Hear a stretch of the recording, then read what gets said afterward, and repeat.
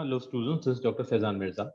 I'm discussing some questions regarding inherited change with you further. Discussing some questions regarding inherited change. This question came regarding autosomal linkage. This question from May June 2018, variant 42.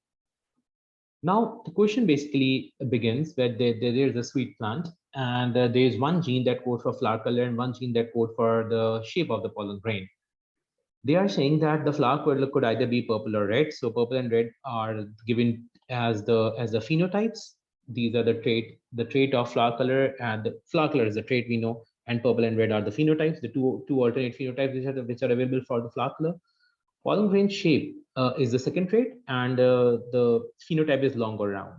Now they are saying that these genes are inherited as an example of autosomal linkage.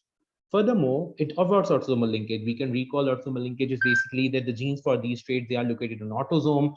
Autosomes are chromosomes which are non-sex chromosome. So this is where the genes are located. So we can state that further, they are not located on the sex chromosome. And linkage means that both genes which are close together and are inherited together as a linkage group. So for example, if they are saying that there's a gene F and there's a gene G, so F and G are together on the same chromosome at a point, their gene locus is so close together that whenever they cross over together. And similarly, F and G, small f and small g, they are also close together on the chromosome. So when they cross over together. So for example, if there's a chromosome here and there's a chromosome here, and if they start to just cross over, this entire linkage group will start to move together, and the other linkage group will go and replace it whenever chiasma will form. So we can recall what the autosomal linkage is, and we can recall what link genes actually means. Furthermore, they are saying that allele F is for purple flowers and dominant over red, which means that purple flower will always have capital F, and the red flowers are the ones which will have a small f condition. Similarly, capital G will be there for dominant over small g. So long pollen grains will have a capital G, at least one capital G always,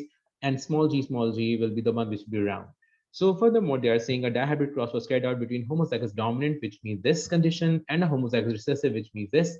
So they were crossed together, and the F1 generation was produced. So we already know when two purebreds for both the traits, the purebred for the first trait and the purebred for the second trait is crossed with the purebreds for the two traits as well, but recessive.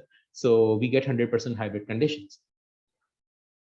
They're saying that offspring from this is your F1 generation. The offspring from F1 generation were crossed further to produce the F2 generation. Now you are crossing this with its own kind. So you have two heterozygotes and you are crossing them together. Now, instead of writing these as the conventional of FFGG, which we use normally for writing the two genes, we will use the notation of the linked group. Why? Because we are considering that this is an example of autosomal linkage. So when we are using a linkage group, we do not use the notation of this condition. Rather, we write the linkage group together. So this organism, which is having the genotype, will be written as this, that we will be mentioning F and G as one linkage group and small f, small g as a second linkage group. So the F1 genotype, which we are having here from the F1 generation, we get the same kind here. Now when we will be making the gametes here, we know that the linked group will stay together in one gamete. So this is one linkage group, this will go in one gamete, and this is one linkage group, this will go in the other gamete. So this is what linkage is, that genes which are together, they stay together in a gamete. The genes which are together, they stay together in a gamete. That's why we are writing them in the same way, so that we show that there is a linkage between them. And same, this will also produce two kind of gametes. Now how F2 offsprings are produced, we'll just cross FG with this FG. The outcome is this, we just mentioned it here. Furthermore, we cross this with the recessive gamete here, we get this condition. Then we'll go for this cross, and we'll go for this. So we'll have these four options here. Now, when we'll be comparing, these are the genotypes mentioned for each. When we compare the phenotypes of all these will be purple and long, because they are having at least one capital F and one capital G. But one is red round, which means that this is recessive for both the traits. So once this is done, we move on to the next part. They say the actual results of dihybrid cross in table 2.1 are mentioned. So we have purple long 284 and red round, which are 55. This is the same condition that we expected. We expected this to form, which expected this to form.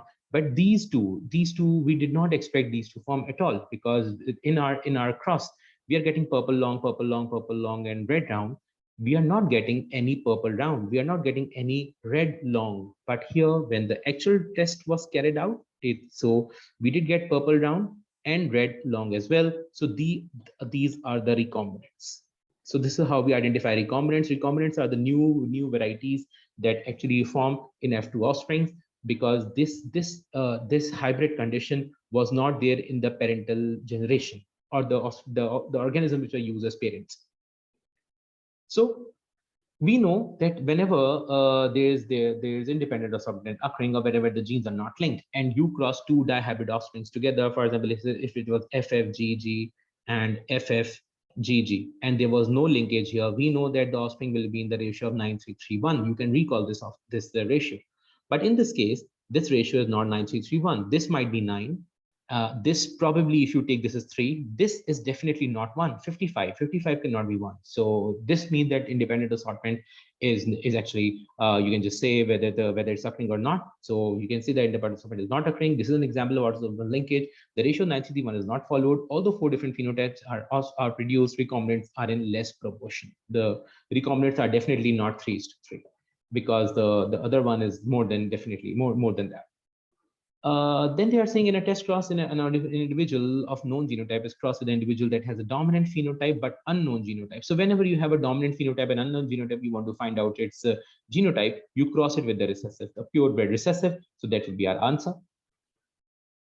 Further, they are saying a test cross was carried out with sweet pea plant known to be heterozygous for both. This is a similar condition. Again, we can see parental class, and these two are recombinants given to us. There, they have asked us to calculate the crossover value, COV. This is not in the syllabus, although they give a formula of crossover value. They told what crossover value mean basically. So the formula is given to you, but you need to identify which is the parental class and what are the recombinants. So you apply the formula. We know that our number of recombinants are 30 and 32. We'll add them together. And the total number of individuals, which means these, we'll place in the denominator, we'll add them, and we just divide the 2 and multiply by 100. We get the answer 13%. We get the answer 12.7%. We round it off because obviously 12.7% need to be converted to a discrete value. So we get 13%. So what does 13% mean? This value of 13% tells us that the relative distance between the linked genes, how is it related with the crossover value? So the low crossover value is seen here. We show that the genes are close together. So lower the crossover value, closer the genes are together. So this is what I was discussing in this question. Another question that I would like to discuss. This question came in October 2016, variant 43, and they told about this modern breed of dog. They are saying it's having phenotype of yellow, black, and brown fur. So fur color is one trait mentioned to you, and pale black brown noses. This means that the nose is another trait. The color of nose, the inheritance of fur and nose color is a result of interaction between two genes at two different loci. So this is an example of epistasis. Epistasis is when two genes at different locus, they control the same traits. So they influence one another. So in this case, you can see this is the dog here, and alleles at locus B and alleles at locus E are given, and phenotypes I mentioned to you. With the help of these phenotypes, we'll try to determine what these zoid locus actually mean. So at locus E, if both small e's are present together, this is the condition that we'll have in the phenotype.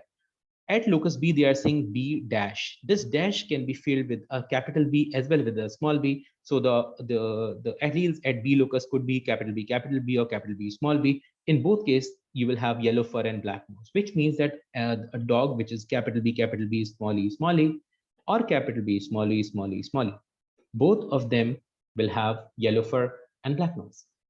Similarly, the next BBEE, both are recessive, yellow fur, pale nose. Then we have B dash and E dash. B dash means again it could be capital B or small b. E dash means it could be a capital E or small e either. They will be black fur and black nose. Lastly, there's mentioned small b recessive, and E dash. E dash again means either it will be capital E or small e. So again, this will be like E, and you can say that any of these. If you compare BB with EE or E, capital E, small e with the small b, they will have brown fur and brown nose.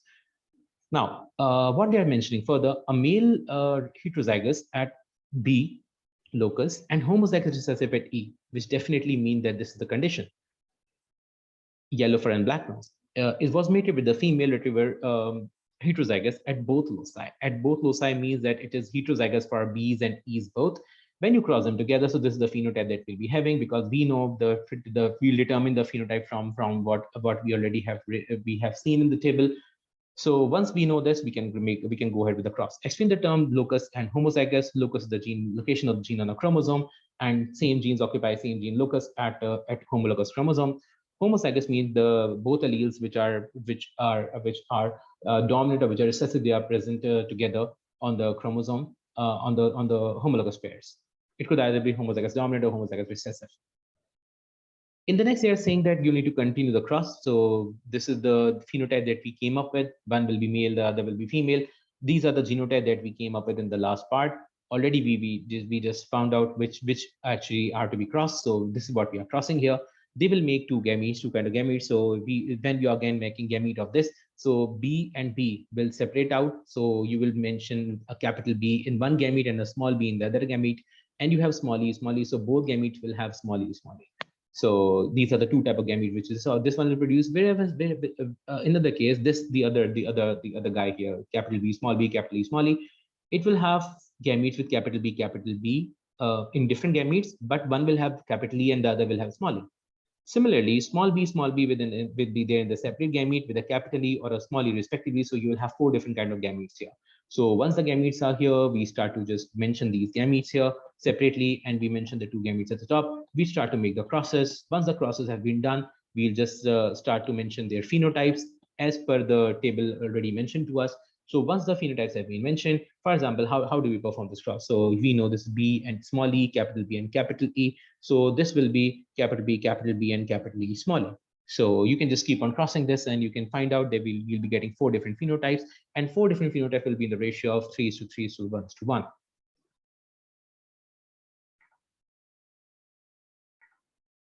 That's all I'll be discussing. That's all I'll be discussing in this video.